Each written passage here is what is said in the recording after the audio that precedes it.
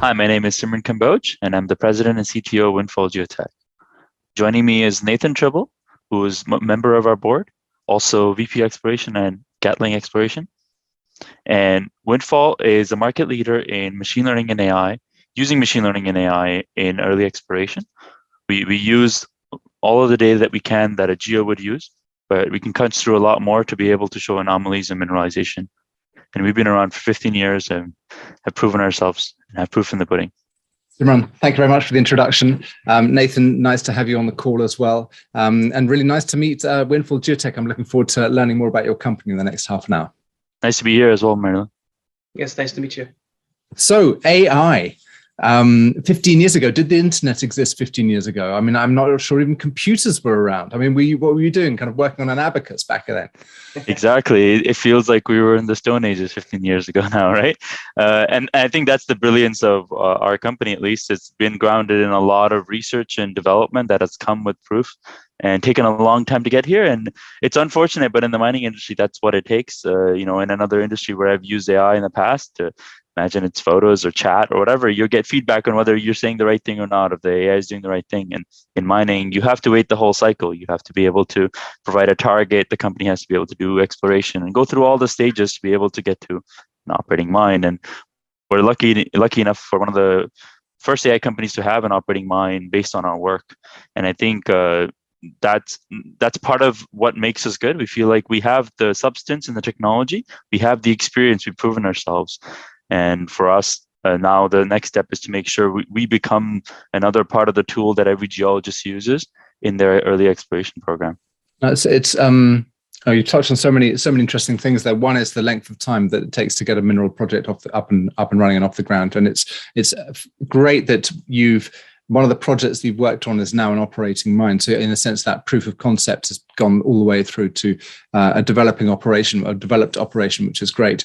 But I'm also, sorry, I was just processing the fact that you've been around for 15 years. So that means you were formed in 2007. And wasn't that the year that the first iPhone came out and Google was formed? I mean, was that the year? Is that about right? That was the year the iPhone came out, but Google was formed earlier than that. Okay. But it is really like the way, if you put it that way, it really boggles your mind, right? Like, wow, we were around before the iPhone, because that's the company's been around even longer. It's just that I think the official spin-off or whatever happened 15 years ago. But no, that once you put it that way, it really makes you think how much progress the mining industry needs to be able to do to bring technology to the forefront, to not replace jobs, but to use it as an advantage, so that they can modernize the processes. And I think part of this happens because there's cycles in mining, and there's a lot of money sometimes, there's not a lot of money other times. And but I think that is a testament to our technology being able to stand to the test of time, and knowing that we have examples that have gone back to 2010, but also have examples in 2021 that have the same outcome. And what we care about here is the outcome. Can we generate an outcome for our business? There's a lot of buzz in AI, but at the end of the day, are we able to use what AI is providing as a business outcome? If yes, that's the real value, right? But prior to that, you're just sharing ideas, but being able to show technical outcome, and then what we have to do also now is show business outcomes, so we can get on the same page as some of the other providers in the industry, and we can see other people seeing us as the default, as a tool that everyone should use because it makes your life easier. About a year ago, I sat on a panel. We were talking about kind of discoveries and work on, what are the tools that you need to make those big discoveries. And one of the questions was AI. How important is it, and what's its role going to be in the next phase of discovery? And the answer from one of the other panelists, who was an Australian professor, was that it works best in data-rich environment, and that when you're in a data-poor environment, like some of the frontier exploration areas. For example, I'm working in Ecuador, and I'm traveling next week to an area where we are the first geologists. We are getting the first bit of data together, whereas perhaps some of your other clients would be working in a much more data-rich and a near-mine environment where there's layers of historic data that you can compile and process. Could you perhaps comment on the efficacy or the way that AI can operate in be applied in a data poor environment and how it works in a data rich environment, perhaps those end members and the gradations in between.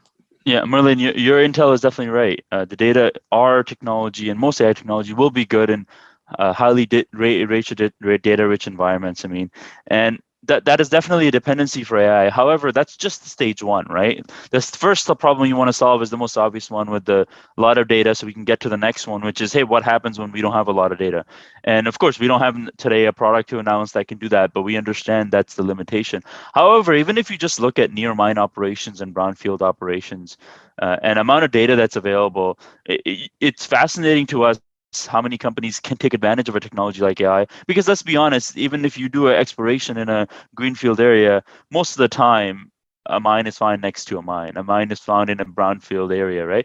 And for you as an operator of an exploration company or a mining company to get an advantage, to use that data that might just be lying in your cabinet somewhere, not using it, we think is it's a bit silly, because you're like, hey, look, we have all this data. You poured in so many millions of dollars trying to gather the data. Why don't we actually take advantage of it?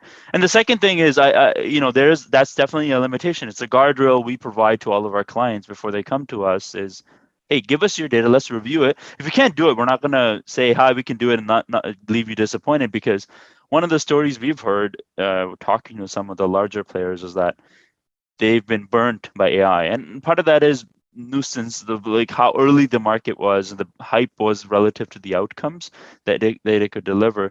And part of that challenge is we don't want to burn the reputation, because we feel like AI is the future in geology. Not necessarily the only thing we do, but a big part of that stack of technologies that a early geologist, exploration geologist would use. And that's part of the reason we do this, where we say, look, we'll do it for evaluation, look at your data, not be able to touch it, but not be able to do anything with it unless we understand that we can provide you value. But I think you can see a future where we are going to try techniques that allow us to work in lower data environments with a high certainty. And I think that's already happened to a certain extent. We have an example of a company called Playfair, and they're out of Norway, and they didn't really have a lot of data. They didn't have any drill data, for example, but we were still able to help them. But in that case, we would call that very, very early exploration. We're giving them 22 targets. They looked at 16 of them, did soil sampling in and around those areas, inspected the geology, and realized, yeah, there is something. 16 of the 22 had a positive net results. That means, look, even with low data environments, we're able to provide value. But what happens in those cases is false positive chances are higher, and that's when I worry about being able to say, yeah, we can be available in that environment. So we still need proof in the pudding there, but we think there's a massive opportunity for companies that are in brownfield areas to be able to use our tech. When I work on an exploration project, one of the things I like to do is to see coincident anomalies, and we build a GIS data set. We build layers of information. We build geological information, geographical, a whole range. We look at kind of remote sensing images, photographs, LiDAR. You use in the geophysics. You put in the rock geochemistry, the soil geochemistry, the faults and the fractures. And an experienced geologist and a really good geoscientist will look through that data set and will use their experience to pull out the targets. Is it simplistic to say that what AI does, it does that, but better? Yeah, I don't think it's necessarily simplistic, but because it is doing that exactly, except the AI has the ability to look through millions and millions and millions of data points, all of the layers combined, whereas a human might be able to look at one layer compared to the other. And I think Nathan honestly is the best example, because having been on our board, he's also used our technology. And before he even joined the board, he was using the technology and he was impressed by it. That's why we started a relationship. But Nathan, why don't you comment on what happens, I guess, when you're around a table of geologists looking at data versus what happens when you're looking at our technology, because you'd be the best example. Yeah, it's an interesting relationship that you have between the data and the geologist, right? So, at the end of the day, the technology, what it does is it takes, like you said, Merlin, is all the data sets that your property has. So geophysics, magnetic signatures, geochemical signatures, faults, spatial data, topo, all that stuff, and it puts it all together. It'd be like sitting at a table of geologists, geophysicists, and you all have your maps. and you all have your interpretations, but what the AI can do is it can compress it all at once and look for positive patterns and signatures and essentially clone them and look for areas that have that signature that hasn't been explored yet. So it's really just taking the best minds and the best data sets that we still need to do. So, we can't just always lean on AI, because you do need data to go in. It has to have that data set to go into it. Like Simran said earlier, we need a specific amount of data in order to do the processing. So what it does is it just spits out beautiful signatures at the end of the day, from cloning nearby positive correlations of a magnetic signature that's associated with a fault. And it can, relay it to a different area that hasn't been looked at. So it's really cool. Because even after we deliver the signatures and the different areas that we think are high priority, you still need to sit down at that table with everyone again. You still need the geologist, the geophysicist, the exploration manager to interpret what we have given you, and then set up a next round of exploration, whether it be soils. Norway was very early days, so they did soils. I worked at Metnor, where they had drilled a target and defined a new resource. And they're underground bulk sampling it now. So that's one that's gone from never been touched to production. It's an excellent example in our asset list. So there's multiple examples we can go through. I mean, at the end of the day, we're really proud that it's the validation is what we're looking for, and we want to work with groups. We want to help teams get discoveries. That's what we're here for. We want to accelerate programs in a sustainable manner, and it works. I mean, we have plenty of validations to go through. We can go through some of the highest ones, and we like to participate. Simran will touch on some of the business model, but these are the types of things that we like to make you aware of, is that, it's not just AI compiling the data and we just give you a target, walk away. We like to stay involved. Our technology is intrinsic. I mean, it's a big step in the evolution of the mining industry, I think. Simran, you said that Nathan was a client and then has joined the company. I mean, Nathan, do you want to kind of describe that journey, that process? Were you working in the company? I mean, I don't know if you've got any slides that can illustrate some of your worked examples, but oh, there we go. Look at that, straight in.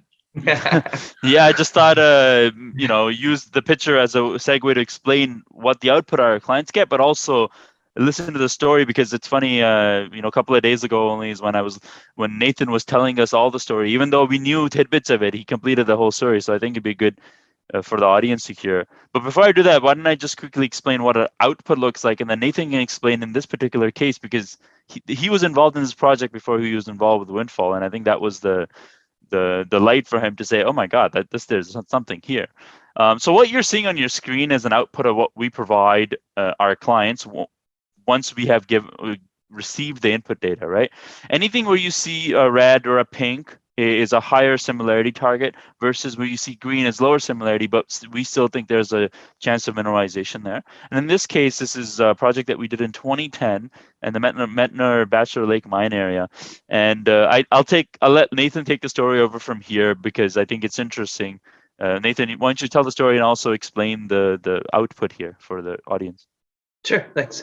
And one more thing to touch on, the green dots that you see, those are what we call data points. So this is how the similarity model, or the heat map signatures that you see, that's what was driving the force behind it. So some of the ones that are yellow are above a certain grade, and then the green ones are at a certain grade. So it's how we generate the signatures at the end of the day.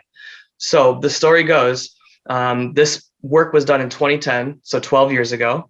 And the work kind of sat on a desk, got filed away. It was unfortunate. I came to Metnor in 2017, and I was working with the exploration team on a different project called the Barry, which was just south of here. And I was just going through the database, trying to generate some new targets. And I stumbled across some AI work that was completed, and I was really excited about it. And I was like, what? I've never seen this before. And the team led me to show me that in 2015, they had drilled an area without looking at the heat signatures, without even utilizing the excellent AI work that was provided by Windfall, and they validated the Moroi target. So that would be target A. So in 2015, they drilled 10 grams of 26 meters before even utilizing the data sets. There is an explanation for that. Hang on. So Windfall produced that heat map. Does this map date from? Oh no, it doesn't. Sorry. So you produced that heat map. So those signatures, all those the little squares. I'll call them big pixels, but the greens, the oranges, and the reds was produced in 2010, and then that drill hole went in 2015 without using this map, without reference to this map. Correct. They didn't even know that they validated the project. When I came in 2017, I was like, "Hey guys, this worked. It worked." It worked on the western side where you see zone diagnosed. They had 3 samples on surface within in the 2010 year. So they did try and explore it a bit in 2010. What happened is there was a large change of management throughout the time. All the data got lost, and it was also in that time where AI was still kind of tucked away in that black box that we've been trying to pull off for years. So people didn't give it what it deserves. Once I brought it back out, I sat down with the team. I'm like, guys, this worked. Like, we have an excellent hit. I mean, 10 grams of 26 meters is nothing to shake a feather at. I mean, that's excellent stuff right there. So I kept pushing it forward, and eventually it got to the point where they started to look at it. They drilled a whole bunch more drilling at Marroy. They delineated a resource. The Bachelor mine is just north of the letter A, where the really hot pink area is. Yep, right in there. Yep. And what happened is that they've actually drifted underground from their lower level all the way over, and they're mining and bulk sampling the Marroy zone now. So it's a target that we generated 5 years before they even drilled it, and 5 years after that, they're actually mining it. So it really does take about 10 years to go from exploration to mining. It's a long path, and that's where we tend to slide in, because we feel that we can accelerate these programs. If we only had the right ear at the time, this could have been done a bit earlier. I mean, it took them 5 years to drill the area, and then even in last year, in 2021, early in March, about a year ago, they decided to drill the other side, the other target, and they hit multiple areas of widespread low-grade mineralization. It's very interesting to see it if you were to throw a geology map on top. These zones are all bounding on an intrusive granite unit. So the mineralization kind of hugs the edge of the intrusion, and you can really see our AI kind of pick that up. And there's multiple validations all over the property. So it's an excellent story for Metanor to show that the work that was done 12 years ago still holds true, even up to last year's drill program in March. And the Marroy zone, you're saying, is an underground bulk sampling exercise. So that's obviously at depth. What depth is that? And could you kind of, on the same comment, where is the zone B in depth wise? So zone B, they've just drilled it on surface. They're actually not mining it yet.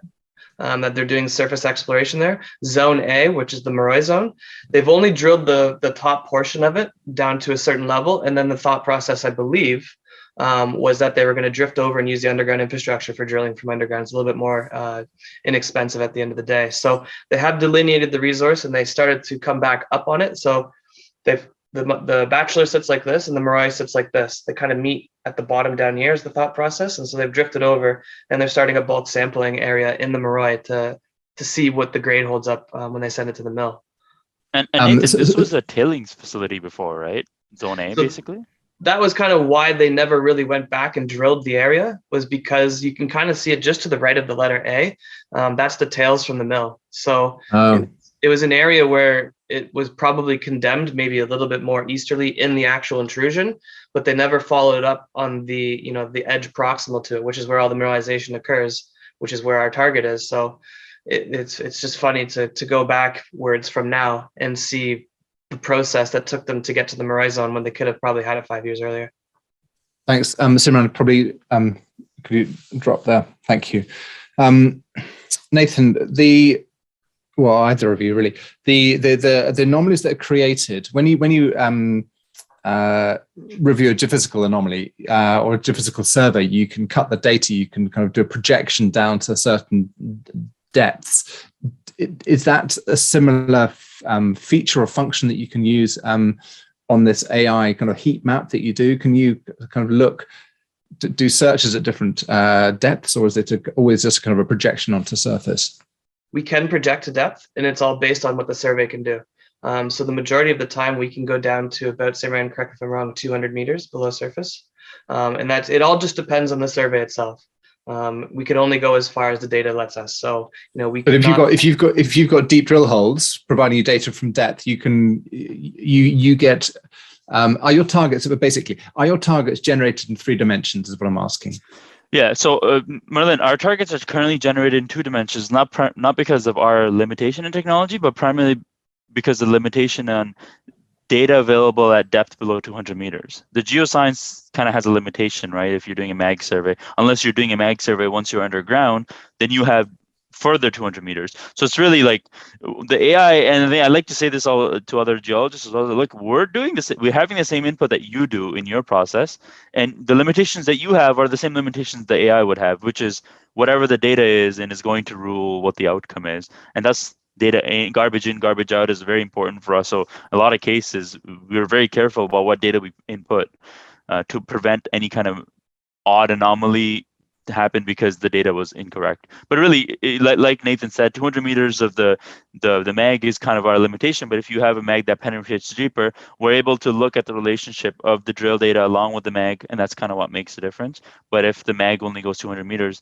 the drill data can go 2 kilometers and won't make a difference because all we have is drill data, but no other data that can make the relationship between that drill data. And this is the same limitation I think a geo would have when they're in a table sitting around looking at it, because they understand that some of this geophysical data has limitations. They can't make I guess projections on what would happen 600 meters into the ground when the data only covers 200. Yeah, although you get geological teams doing Hail Mary drill holes on on structure, because if you're on a mesothermal vein or something, which is or an orogenic gold system, you've got a very good expectation that this is going to have a depth continuity, and so some of the deep holes do go down to test structure, but I guess it's the same thing. You're taking a risk on the edges of your available data set. There's quite a lot of fancy stuff that you can do in some of these geochemical programs like iogas. You can pull out these advanced correlations. Simran, you said your background wasn't you said your background was in other businesses. So can you kind of describe what you've brought to the business? And am I right in thinking that you've had a kind of a change, or you've been instrumental in changing the way that the system functions in the last 12 months? Yeah. So I think the way I put it is that the company was in deep R&D, and that takes a lot of effort. And we all know, sometimes technology is a hype cycle and then it goes down. But luckily, we're the ones where the hype cycle and the technology is kind of coming together. But for the longest time, the team was spending all of the energy on understanding if a technique would work, not about scaling a technique, right? And that's 2 different businesses, and you can see people come in to run one business and they have to leave because of the growth and the change. And that's kind of what happened, I think. And I was brought in because I have a lot of experience working in machine learning and data and AI. I got introduced to AI through Dr. Jeffrey Hinton, who's kind of like the godfather of I would say neural networks, works at University of Toronto. And he kind of opened my eyes up to kind of what's possible. And this was 7-8 years ago. And ever since then, I switched my career, and I worked in renewable energy. I worked in finance. I worked in trading.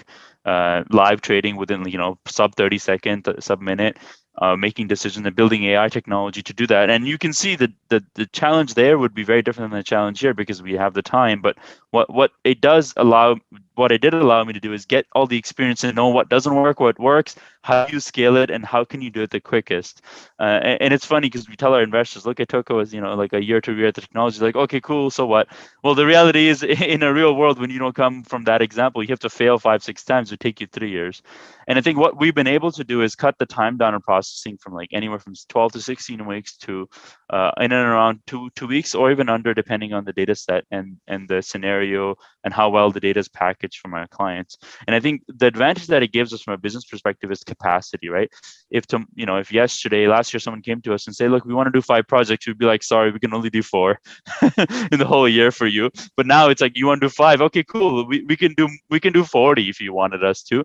But where that comes from is knowing, building systems at scale. One of our team members just built one of the largest AWS databases in hosted in Canada for one of the largest clients. And the same team, we had folks that have built real-time systems of energy trading, which, like I said, sub 1 minute decision making. So you have an algorithm that's live in environment, based looking at everything in real time. I think all those things we're able to put together into this and allow us to build a system that would give us leverage not only on the tech side but also on the business side. And the example of the business side on the tech side is that we had a client right before right before winter, first snowfall. They said, look, we kind of last minute had an idea, but we want to explore our targets. Can you just do this? And we said, okay, yeah, let's put everything down, get the results to them in a week. It was going to snow in 2 weeks. We got them the results, and they're able to go and explore some of those areas and find anomalies and take the rock samples. And you can see how much that accelerated the program, because the opposite of this is waiting until spring to do the same thing. And that advantage gives you, I think a lot of companies will be like last minute, shoot, okay, like maybe the drill hole didn't go right. Can you just go look at this, give us another set of target zones we can explore so we don't waste all of our money and get at least one positive result out of it, right? What you're effectively providing is a set of comforting rankings to targets to validate a team's own thinking. So I'm kind of just learning about what you're doing. From what I gather, you're saying is that the company will produce their own thinking, and they will say, "But actually, can you just sense check this?" And you'll take their data set, and in a short space of time, sometimes less than 2 weeks, you can validate the drill targets or the next step targets if that's what they're doing, which isn't drilling. Is that more or less right?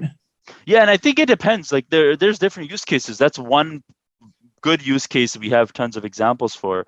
But there are other use cases where you're like the example we talked about in Norway, where Playfair, it's like they didn't know where to go. There's just so much land. They said, okay, how do we start? That's another use case. Another use case is we worked with this large operator out of India, and they said, look, we know where our main ore body is, but can you find extensions? Can you find other mineralization within the same zone, right? Or within the same area that we have? So that's another use case.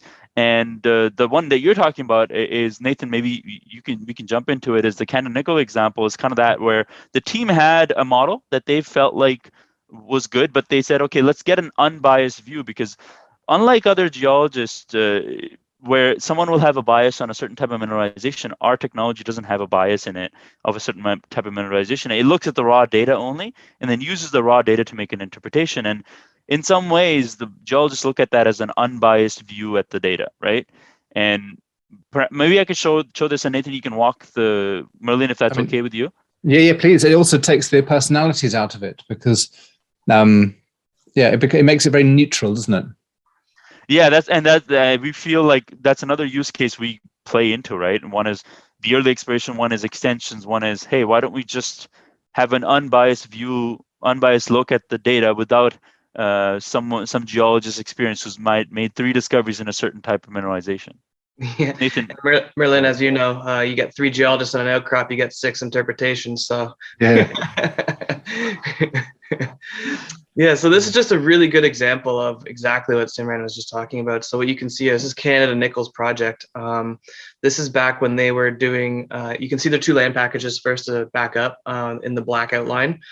We took out the middle area because it's a power line. It skews the magnetic data.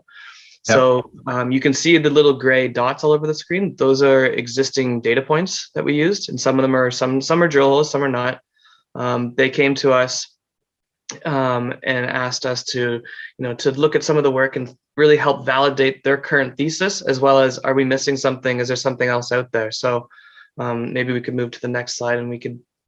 So after we crunched the data, we took all of the layers, all of the regional data, because we don't necessarily have to just be bound to Canada Nickel's proprietary data. We can scan a larger area, and this is close to Timmins, so we have plethoras of open source and public data. So we utilize a lot of data. We don't just utilize proprietary. So having said that, we came back with them with this and said, hey, these are the targets that we believe are high priority on your project. They line up with some geological context. They make sense to us. What do you guys think? So having said that, they went back. You can see the green dot, or the yellow hash lines, and they drilled it.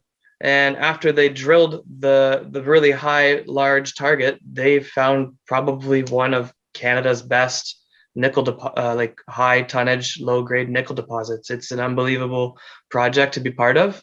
And we felt, we were instrumental in helping them get their discovery that they deserve. So it's just another really good example of us working with the geological team and just helping accelerate the program. Because how long did it take, Simran, from our target to them pretty much putting out that resource? It wasn't that many years. No, it was within a year and a half. Yeah, and I think excellent. the good part there was the geology team had their own models, right? And it just so happens that our model, their model, made a lot of overlaps. Except you can see certain areas like here, they didn't think their models had anything, so they didn't go there. And here we think they have low grade, so they didn't spend too much money themselves. We can see here where we think is a higher grade, they also thought that same. Great, thank you. That's so interesting. Simran, thank you. Right, so how do investors make money by buying shares in Windfall? What's the business model? I think the business model is sort of threefold here.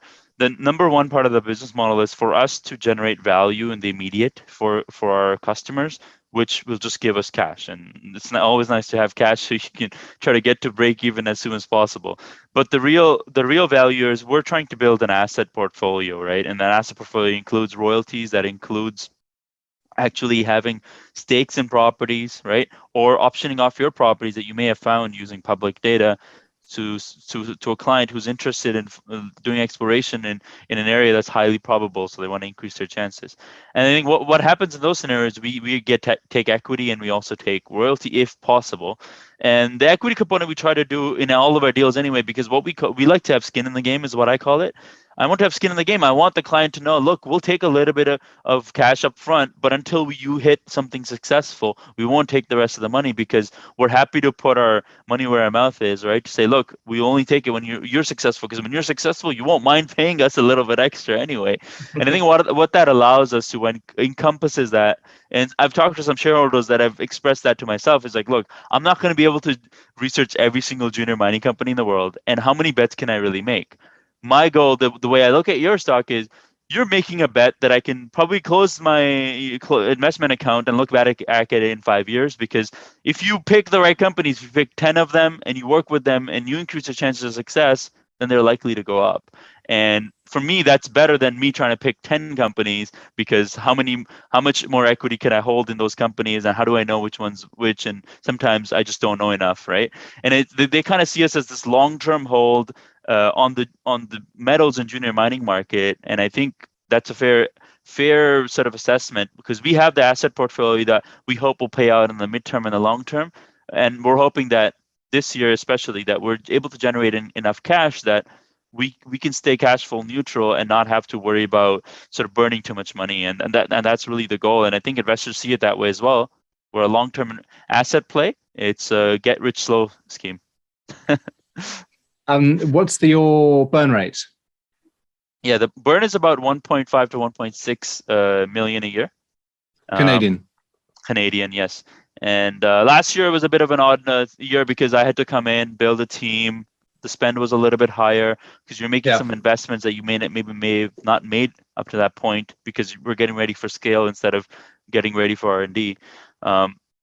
This year, our hope is the burn remains similar or lower, if anything, and we try to generate enough revenue that we don't have to worry about kind of every year kind of hoping to raise money or something. And that's our big goal. That's our big goal this year. We have to push really hard to be able to get there. And Nathan, are you the only geologist in the team, or have you got some company amongst all the techie guys? Yeah, I have some company. There's a couple other geologists in the team, so it helps to. What's really interesting too is that when we do a project or a camp or an area that we're really interested in, we actually do our interpretation separately, and then we meet after, and we like to see where did you see this? Where did you see this? And what do you think? And it's kind of like I said, you get a couple of geologists together, you get multiple interpretations, but what that does is it gives us more confidence, because sometimes there is noise when we do the interpretation, the AI work, and the signature is created at the end. So we have to remove that, because we want to give the client what we think is the best target. We're not just going to give you some of the garbage that's spit out at the tail end of the process. We want to make sure that it makes sense geologically. Does it line up with structures? Does it Does it sit in an area that makes sense from the magnetic signatures? So, we still have to do the interpretation, and then the client has to do that as well. So it is nice to have a couple other geos to bounce the idea off of. So just talk me through that. So let's say you've got 3 geologists in the team, and if you run a data set, you'll all get the same interpretation. You'll all get the same heat map. And then each of you will go away and interpret that heat map. Is that right? Correct. Yeah. And then we'll meet up after. And then what's the finished product that gets sent to the client? Is it the report that accompanies the heat map? Yes. And we also our final deliverables are in ArcGIS compatible format too. So very easy to plug into any exploration program. So which will have all the layers. Yeah. Go ahead. Sorry, like they'll have shape files and grid files that you can load up and say you want to look, because the pink and the red are the hottest areas, the highest similarity. So you can crank up to a 99% and look at all the targets that we felt are similar to 99% of the style mineralization we were looking for. Then you can lower that down. So you can drag that down to say 65 or 70%. And what that does is it starts to bring in the yellow and the green pixels. And for me, I like to do that, like you saw at the Crawford example, because it shows you the general trend. If you're only looking at the really hot spots, it's hard to see the bigger picture. And as we know, as geologists, you need to understand the system before you start drilling. And if I like to really dial it back, take a look at the broader scale, and then dial it back in and kind of start from there. And we all do that. And then we all meet back up and we share our interpretations. And then we all come to an agreement. And then we meet with the client and move forward. Yeah, and when we do the client presentation, we do, look, this is what we think the raw results are. This is our interpretation. Before we do our interpretation, let us know what you think, and then we share our interpretation, saying, okay, yeah, we don't think maybe that one's a little bit noisy, so let's ignore that, because that does happen here and there. Because at the end of the day, these are mathematical models. They're not binary in its sense. They have it's like, oh, look, we know it's 85% chance this way, and we have to be able to showcase that to the client, so they don't see it as a binary outcome, because it's not. It's all based on modeling.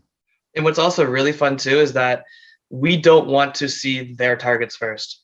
We don't want to see what they like, because we want to make sure that we're not biased, right? So it's always really fun when we present to the client after, is they're like, oh, your target lines up with our target. That just gives them more validity, right? It gives them more confidence to go there now. And then the best part is when we show them something that they didn't even think about. And then we describe to them why we think it's a high priority target from a structural point of view, a geological, a geophysical, what have you. So it's a really fun process. It really is cool. Thank you, guys. It's really interesting.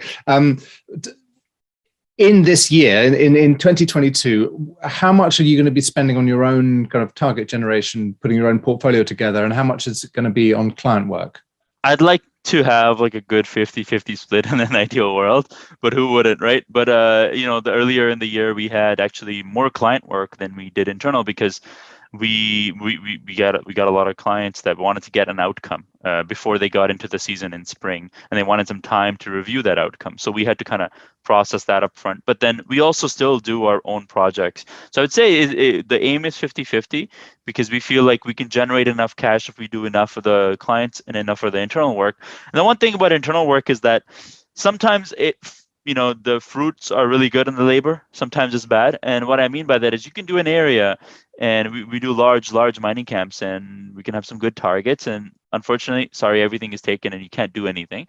In other cases, we're like, oh, look, we have some claims that we can use as a way to option off to someone, or just say, look, why don't you just buy the target and we'll do a scan for your project as well. And I think there's still net benefit to the outcome, but it's just that some of our investors may not always hear about that, because we do 5 internal projects sometimes. Literally, we'll redo the one job and redo another one and do 5 of them, and then compare them, and then use that assessment to be able to stake some ground or something, or option it off to someone. And some of those things take like a year to come to fruition, meaning we've done it, we've taken the stake claims, and then there's like 15 teams viewing each one of the claims to see, okay, do we want to option this or not? Do we want to take this and buy it? And those things, as you know, are driven by sort of how much capital there is, what's happening in the market cycle, and is the gold price high or is the nickel price low?